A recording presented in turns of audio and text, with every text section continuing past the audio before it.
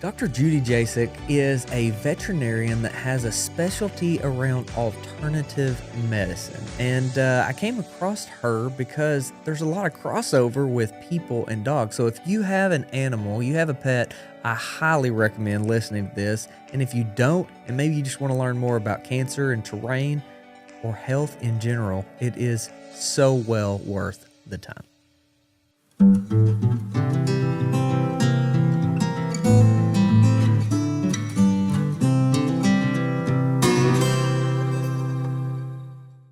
Dr. Jasek, thank you so much for joining us. You were recommended to me as a resource in understanding some of these alternative cancer treatments and approaches in the animal world, which our story is my oldest was diagnosed with stage 4 cancer when he was 5. He's now 10, cancer-free, doing great. But just the why behind why we do all of this, and we're trying to learn and apply and continue to be able to share that to help other people. So how did you get into veterinary medicine, and give us a little bit of your background? Sure. So, I've been practicing for, over 35 years. It's hard to say that. It's been a long time. And my career has, of course, been an evolution, as I think, careers can be. But I got started, I really had an interest in medicine, just learning how things work, what makes the body work. And I basically chose veterinary medicine over human medicine because even back then, and I was just a young pup, I knew the human medicine would have way too much red tape and insurance companies and all that. So veterinary medicine, I think, would be logistically a little simpler. So I kind of chose that. I've always loved animals, so I really enjoyed that. But I was trained conventionally. I went to Colorado State University, and I was trained conventionally, as all vets are. And I got out into my career maybe 8 or 10 years and just started looking around and seeing, I don't think we're doing the best we can for our pets because they're not getting healthier. Medicine's advancing and there's all these new techniques and procedures. And of course, drugs are always coming out with new drugs. But I don't see our pets getting healthier.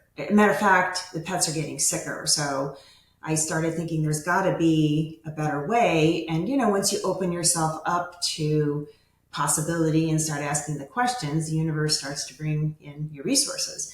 And so I started meeting people that were interested or knowledgeable about more holistic approaches, and started learning and started slowly integrating more natural methods into my practice. And over time went more and more and more that way. Now I'm a firm believer that, health is the natural state of the body, whether it's human or animal. I don't think it matters. Our bodies, our pet's body, any animal, health is the natural state. The body wants to get back to being healthy. And the key to getting there is correcting the terrain. It's not about fighting disease. I'm actually in the camp. I don't believe we should be focusing on fighting microbes. It's never actually been proven even that viruses exist, that contagion is a thing, that we can actually pass things back and forth. There's other reasons why we see symptoms in ourselves and animals, such as toxins.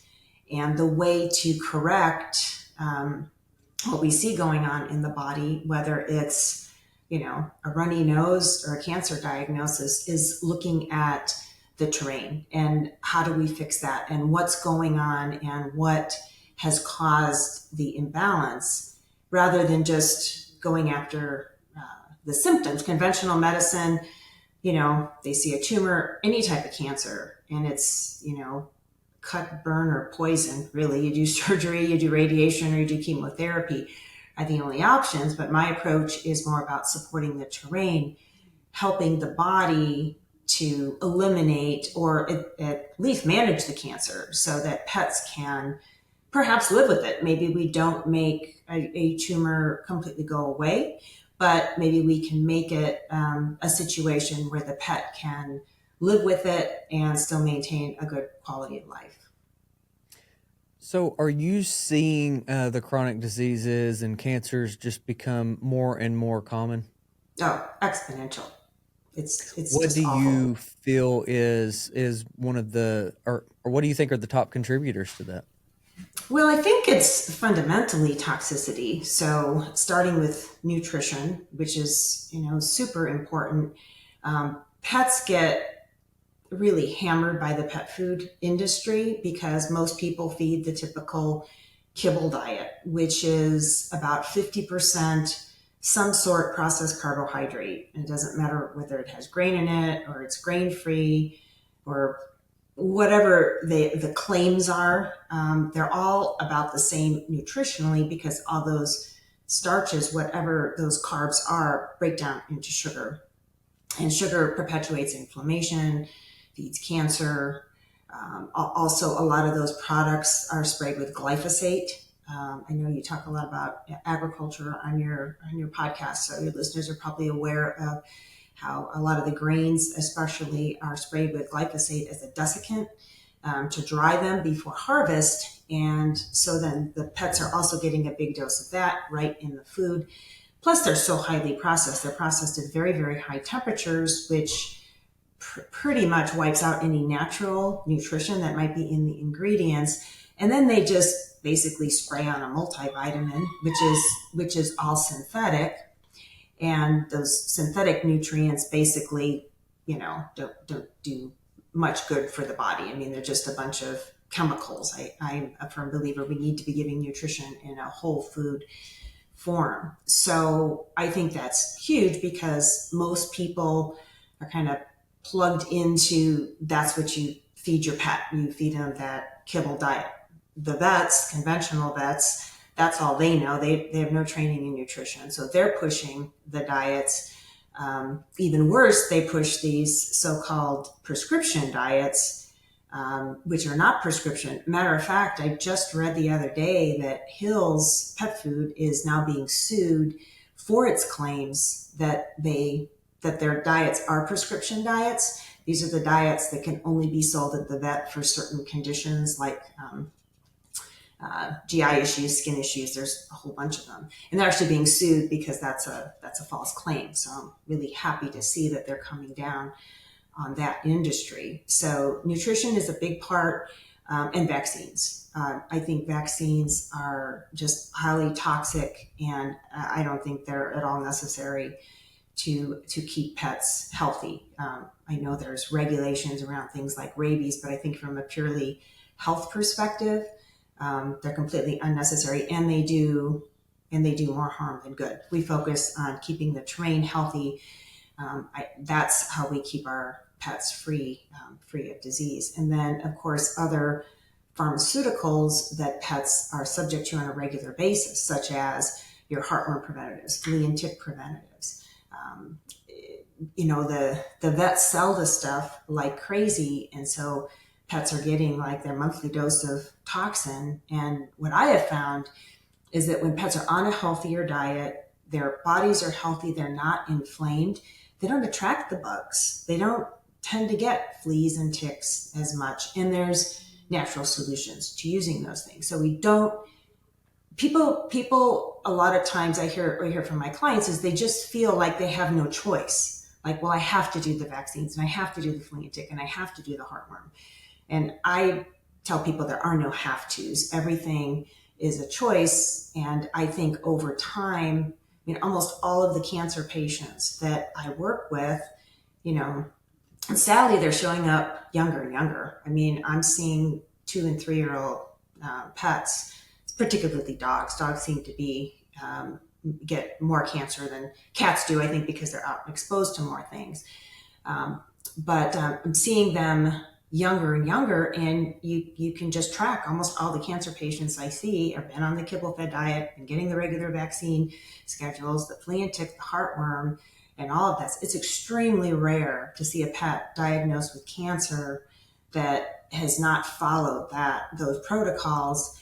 And then I would attribute it to, external toxin, Roundup that's being sprayed in the yards, people that live in communities that are heavily sprayed for weeds, some communities spray for mosquitoes and things like that. So toxicity and not supporting the body nutritionally, I guess, in a nutshell, is where I think cancer comes from. Fascinating. I love all the parallels between what we have come to believe. So, what do you think is a proper canine diet? Raw feeding, a balanced raw diet, species appropriate diet. So what that would look like is, so what would a dog eat in the wild? What does a wolf pack eat? They take down elk or a buffalo or something like that.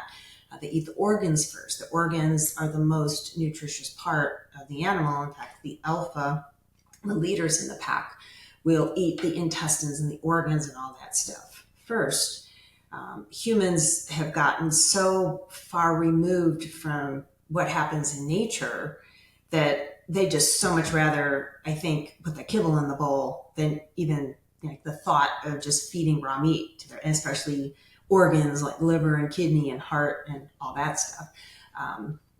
It's just too much of an ew factor for a lot of people because people have been so far removed from where even our own food comes from and what that process looks like on a everyday or modern day, day to day. There's great commercial products. I still buy. I moved to Tennessee from Colorado last year, and I know a company there that I buy my raw dog food from. And they put together blends, and it's the meat, the muscle meat, it's ground bone and ground organ, all ground up into a nice like 2 pound roll and frozen. And they even ship it frozen.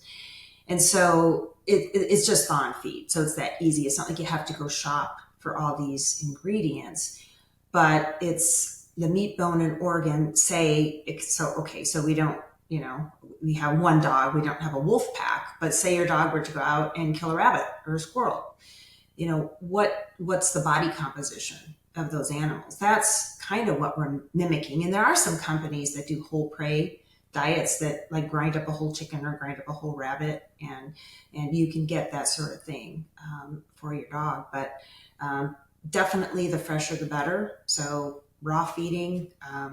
I've got a 4.5-month-old German Shepherd puppy, and he's been on raw since I got him at 8 weeks. Just put him right on it, and he's been doing great. He's just thriving, growing like crazy. He has a beautiful coat. And then also adding in bones. Like I give him neck bones, beef neck bones, patellas. So this is the kneecap from like cow. I actually have some bison patellas that I buy. So the kneecap is a lot of cartilage. So this is great for any dog, especially for a growing pup. We think about how do we want to support the joints? Well, it's like feeds like. So we want to give food items that have the natural building blocks for those parts of the body. So we feed joints, basically. So neck bones, those are the vertebrae. So we're getting those joints, the beef patellas. Those are a great thing. Tracheas. I mean, all of the animal parts have nutritional value. And I think a lot of them get thrown away because humans don't consume them. Well, why aren't we feeding more of this stuff, to our pets? I think we honor the animals whose lives are sacrificed for food, whether our food or for the animal food. I think we are honoring them to a much higher degree if we use all of those parts. We shouldn't just be, throwing them away just because, humans like to eat the nice, pretty steaks and all that. But all those scraps, all those body parts make fantastic pet food. You, wonderful. You laid that out beautifully. One thing that came to mind as you were going through that was the importance of chewing and having some resistance and building like jaws. So one thing that I have found is a lot of our improper, growth as humans is we're not chewing anything, right? And kids have got collapsed faces, jaws. We have pediatric sleep apnea is like a massive deal that I didn't realize. We're mouth breathing, not nasal breathing, and just a lot of it comes to for multiple reasons, but just improper growth. And so, are you seeing anything with that? As say maybe we don't have the jaw function in dogs based off of not chewing as much, or Oh are they yeah. getting that by tearing up table legs and Well, to some degree, but eating a bone or chewing on a bone that's healthier for them to ingest would definitely be the way to go. But you look at what the dogs do naturally. I mean, I have a 4.5-month-old puppy. He'll chew on anything, yeah. table legs, anything he can get his teeth around. This was natural for them to chew. So why do puppies chew naturally? It's their natural instinct. Well, probably to develop that jaw strength. If you think about a dog in the wild as a puppy, or say even a wolf pup, they need to develop the skills and the physical attributes they're going to need later on to hunt. Well, jaw strength is huge for that, and good healthy teeth. And dogs in the wild don't go to the doggy dentist, so they need to keep their teeth healthy naturally. So yeah, absolutely, developing that jaw strength. And all parts of the body respond well, or are stronger with a little bit of resistance. Just like you work out, you go to the gym, you lift weights, or you run, you do some activity, you're pushing those muscles, and that's how they get stronger. It's like called hormesis, which is a natural, healthy stress on the body. So anytime they're using certain muscles, certain joints, certain parts of the body, they're going to get stronger. And so it's the same, I think, with the jaws and with the teeth, and just keeping the teeth clean, crunching through things like chicken wings, chicken feet, poultry appendages, basically feet and wings, because poultry bones are very high in cartilage, so they can crunch through them. Well, it just scrubs their teeth clean. And it's wonderful. And so many people are afraid to feed bones, but all bones, even poultry bones, are very safe to feed raw. I never recommend cooked bone of any kind, because cooked bone gets dry, gets brittle. That's when it can splinter. But any type of raw bone is perfectly safe to feed. And yeah, that chewing action is just wonderful for tooth and gum health and jaw strength. There's been a lot of marketing over the years that says, oh, well, pets need to eat kibble to keep their teeth clean. And that's just a bunch of propaganda, in my opinion, because it's like I tell my clients, well, how do your teeth feel after you eat a cookie? Do they feel clean, or do you feel like all that sugar packed in along your gum line? That's basically what happens when you feed kibble. I'm sure you're familiar with the work of Weston A. Price, Oh, yeah. And the Weston A. Price Foundation. So one thing that I feel that message, I think they're right. I'm not arguing that, but I think one omission of the message is the environment, right? And as you were going through all this and comparing the wolf, I'm thinking back to Dr. Price's work, and every picture that was taken on his expeditions, they were outside, right? Wolves were always outside. They were in the sunlight. They were embracing a natural and circadian environment. So how important do you think that sunlight and the circadian aspect of life is?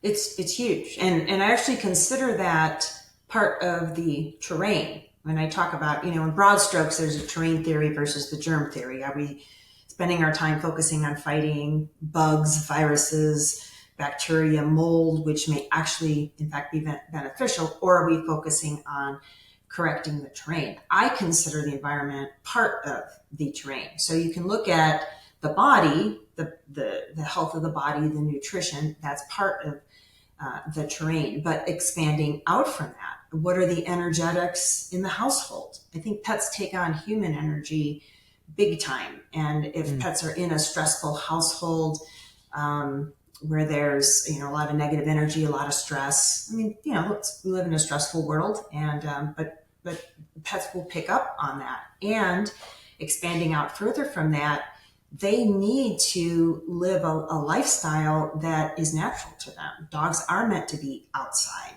They're not really meant to be in the house. I mean, they enjoy being in the house and being with their families, but they need time outside in the sunshine. They need to be getting their noses and mouths in the dirt. We live in Tennessee. We have a house on 10 acres. We're in a rural area.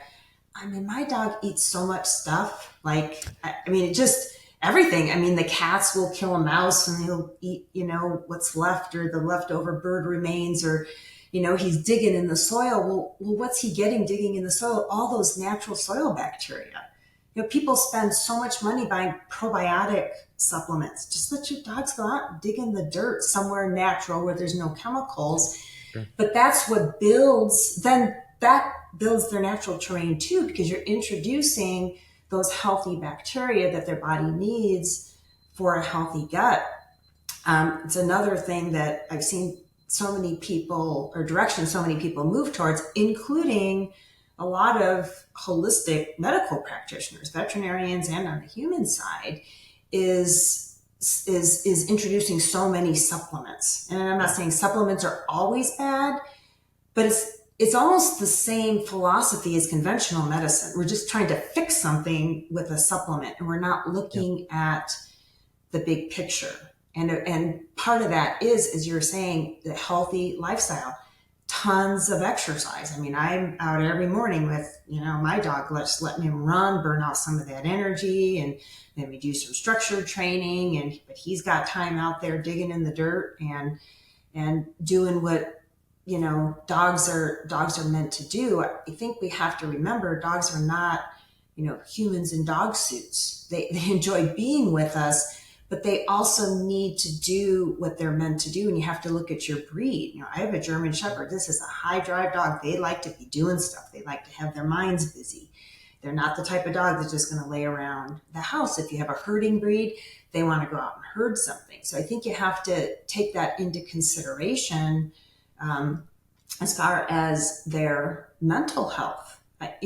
People that get puppies and leave them in a crate 8 or 10 hours a day, that's highly abusive. I mean, they're not just a thing to entertain you in evenings and weekends.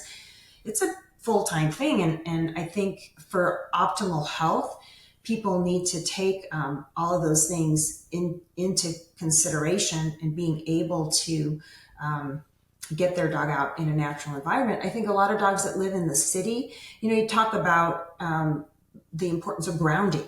A lot of people talk about the importance of grounding. Get out, get your feet in the ground, go stand on the grass barefoot. But what about these dogs that only walk on concrete and asphalt primarily? They're not even getting their feet on the ground. And then we wonder why dogs have so many phobias, and they're afraid of thunderstorms and fireworks, and they have separation anxiety. And well, if they're cooped up in a concrete jungle and exposed to EMF and all these things that are not healthy for us, are also not healthy for our dogs. Yeah. No, I think that's beautiful. And as different as humans and dogs are, I think there's so much we can learn. And that's where I was fascinated with, on Facebook, there's a lot of the fembendazole support groups and these alternative cancer support groups, whether it's for animals or people. And so with that crossover, it's where I was wanting to get with you, because I think this is an important conversation that we need to do better by our animals and our pets, but we also can learn so much. And so one thing that I'm curious your take on is what kind of philosophy do you subscribe to with cancer? Because there's, the somatic cell theory, there is the metabolic approach, there's even a fungal aspect where it's, cell suppression. There's all these different things. And I'm just curious as to, what do you think cancer is? I think cancer fundamentally is, again, it's toxicity, but down to the cellular level, it's almost like it's a Hail Mary pass for the cells. That the cells in that part of the body either damaged from poor circulation or some sort of toxicity. Again, the pharmaceuticals, the environmental toxins, and all of those. And I think the cells change it's like a survival mechanism. They lose their normal healthy form because they're trying to survive. But it's like they're in their death throes. It's not, even though tumors can grow and proliferate, it's not a healthy proliferation. It's really a state of decay.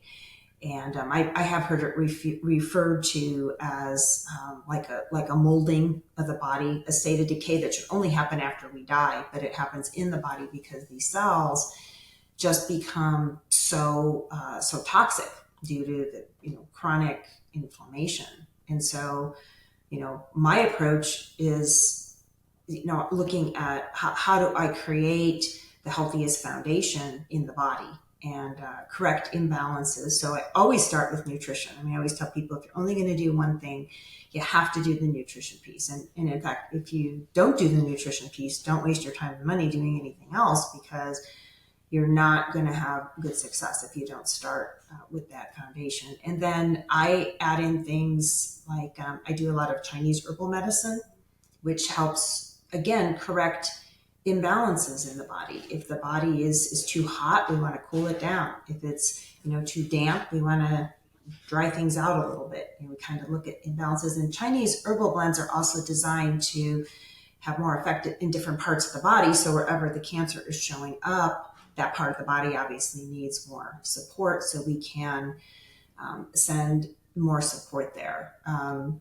a huge believer in the benefits of ozone therapy. I've done that for a lot of years in cancer patients, and that's something that people can actually do at home. You can buy a home ozone generator and do not the blood therapies, but ozone can be given rectally, can be you can breathe it in. You have to bubble it through olive oil in order to breathe it in safely, but it can't be breathed in for any sort of nasal or lung tumors. I've been using mistletoe injections quite a bit in the last few years, and I send all those supplies out to people. Mistletoe is just an amazing plant when it comes to, again, it's balancing effects because it helps reduce inflammation, but it helps support normal immune system function. It helps to kind of balance the immune system, so it helps the body do its job. But then it also has some properties that are specifically toxic to cancer cells. You can actually inject it right into tumors too. So if people have somebody, my practice is primarily telemedicine now, so I will mail supplies to people if they have somebody that could do injections into tumors. Then I definitely recommend that. But I still, I guess the answer to your question is, I mean, I'm looking at still balancing the body, because I think where cancer comes from, it's a different set of circumstances for every individual. It's not just one thing,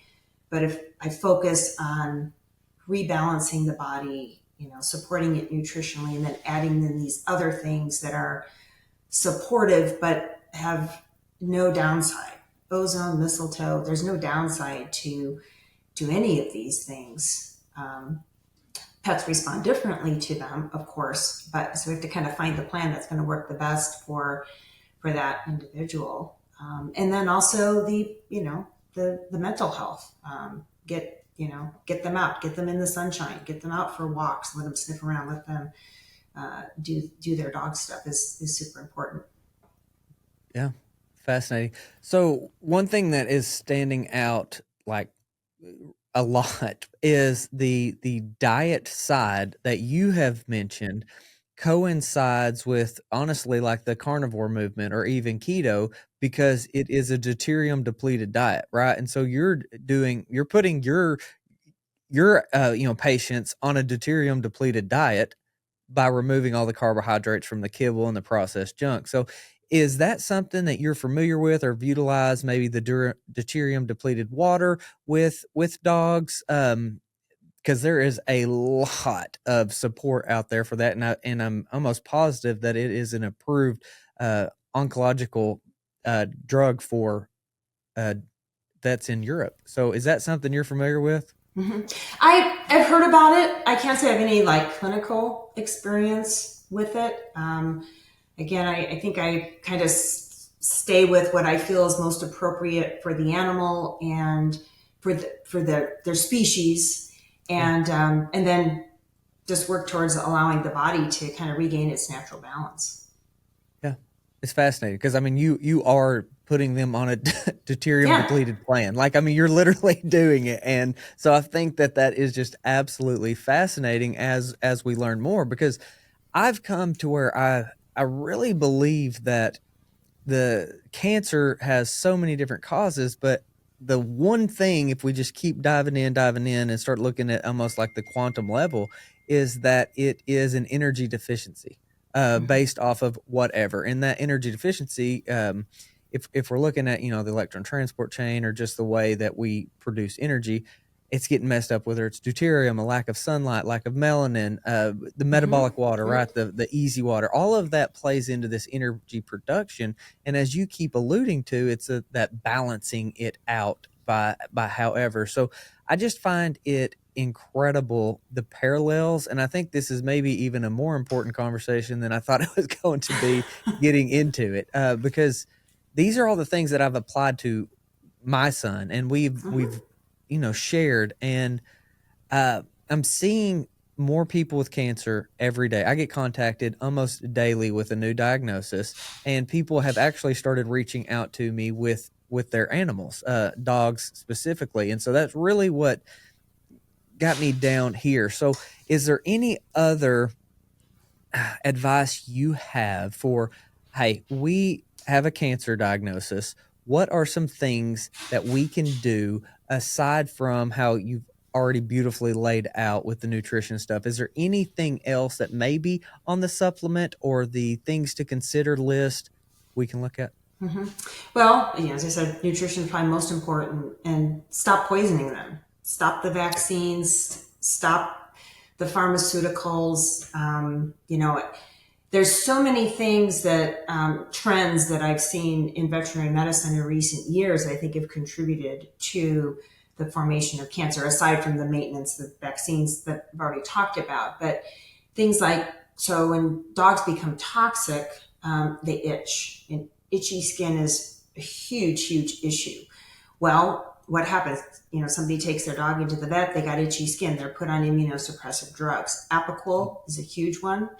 I've seen so many cancer patients that have either on Apoquel or been on Apoquel, and it stops the itching beautifully, but it's just suppressing symptoms. So any chronic medications like that, you got to get off of them. It's a hard drug to get them off of because there's this huge rebound and they tend to itch a lot worse as they're coming off of it.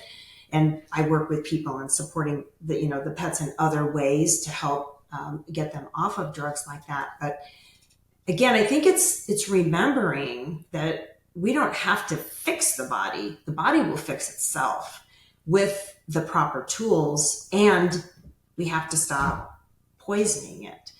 So that optimal nutrition and stop poisoning it. And then things like um, ozone. I mean, ozone is basically just providing more oxygen for the body. You mentioned energy. Well, one of the things that ozone does is it supports mitochondrial function, and it helps the mitochondria work more efficiently, essentially.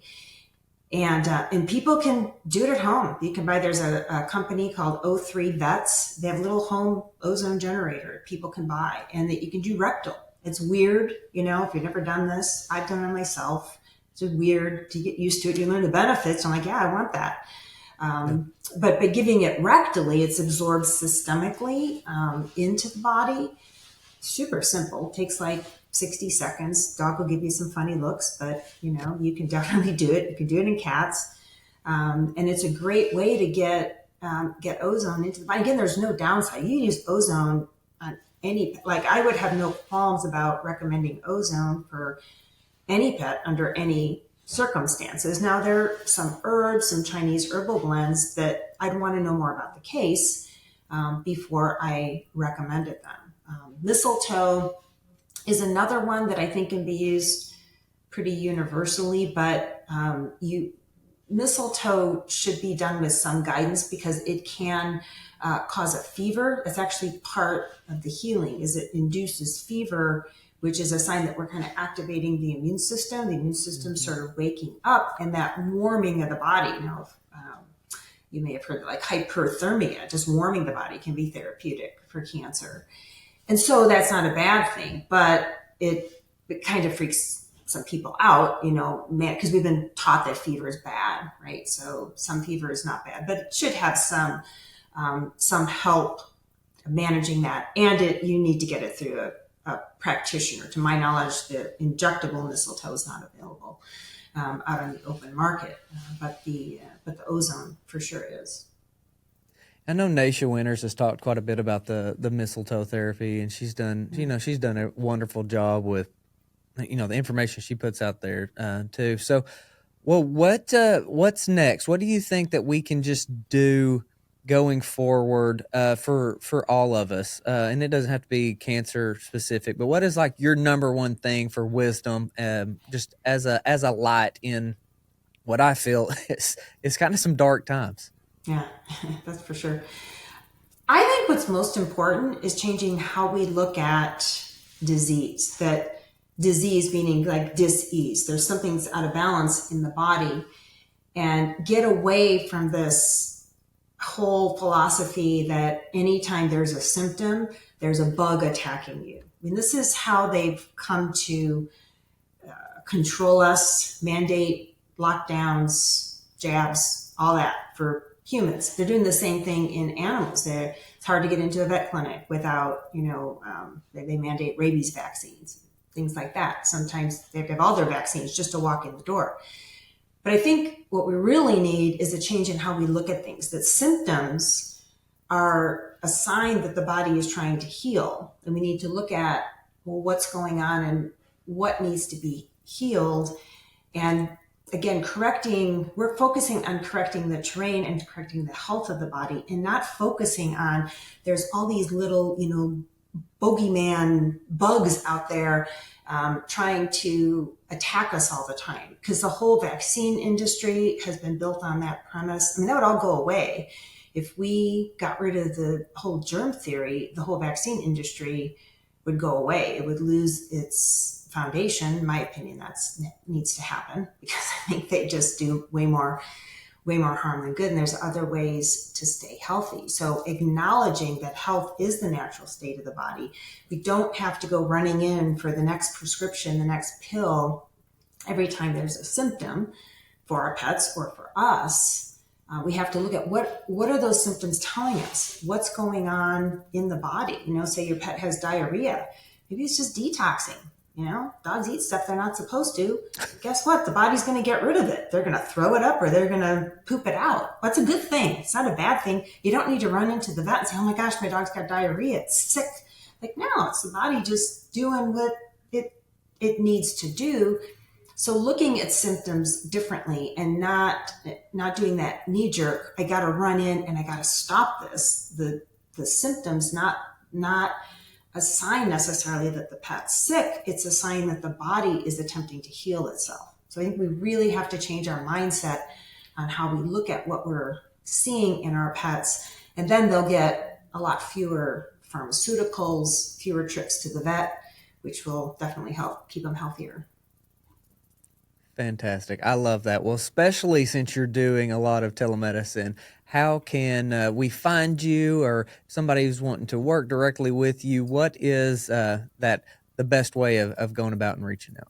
Yeah, so my website is ahavet.com. So ahavet.com. It's Animal Healing Arts is the name of my business. But if you go to the website, there's lots of information about what I do. I've got videos on there and lots of things that people can read through to see if we're a good fit for what they're looking for. And then they can just set up a consultation through there. We do my consults now. I actually have a nutritionist working with me. And so because I believe the nutrition is so important, everybody, before they talk to me, they work with our nutritionist, and to get that good nutritional foundation kind of nailed down. And then I can talk to them about, other, whatever else we can do to help support the pet. And I work with all medical conditions. Cancer's become kind of a specialty because there just aren't too many vets that offer alternative options for cancer. But any kind of, endocrine or, adrenal, thyroid, whatever's showing up, we can help you with it. Fantastic. And are you seeing a lot of this being able to be reversed or at least mitigated with nutrition? Oh yeah, I mean, it depends on where we start, right? Sometimes cancer patients are coming in that have been through, let's say, multiple rounds of chemo. Like, we're the last resort, because all the conventional means have not been effective, or the cancer keeps coming back. Yeah. So at that point, the body's pretty run down and has been poisoned by the conventional treatments. So we're starting pretty far behind the ball there. I will say that I would say 99% of the time we're going to go significantly beyond what the conventional predictions are as far as prognosis. A lot of people are told if they don't want to do conventional treatments, your pet's got a month to live, just take it home to die, basically, is what people are told. And so they're not given any hope or anything else that they can do. We almost always go beyond that. And I've had patients that will go, years out when they were told they only have a few months to live. That doesn't happen in every case because there's lots of factors entering in, but I would say we definitely improve the outcome, and most importantly, whatever time the pet has, they have a much better quality of life, because just by improving the nutrition, they're going to feel better. Even if we can't completely make the cancer go away, they're going to be able to live with it better, and they're going to be able to lead a much better quality of life for whatever time they have here.